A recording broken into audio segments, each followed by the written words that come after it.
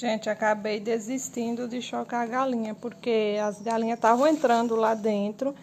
No início eram 13 ovos, aí o bicho comeu um. Aí agora a galinha entrou lá dentro e começou a fazer bagunça. As galinhas botando o ovo junto com os ovos da galinha que estava chocando. E agora, por último, eu mudei, aí a galinha foi e quebrou um ovo, estava bebendo, a galinha que estava chocando. Eu peguei e tirei tudo logo, porque está aí no início, ainda não ainda não tem pintinho. Eu já desisti de chocar dessa vez.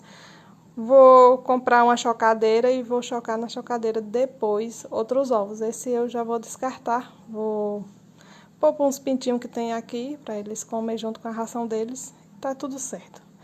Não vou mais chocar com a galinha, não. Porque as galinhas daqui não deixam, elas são muito bagunceiras. Então...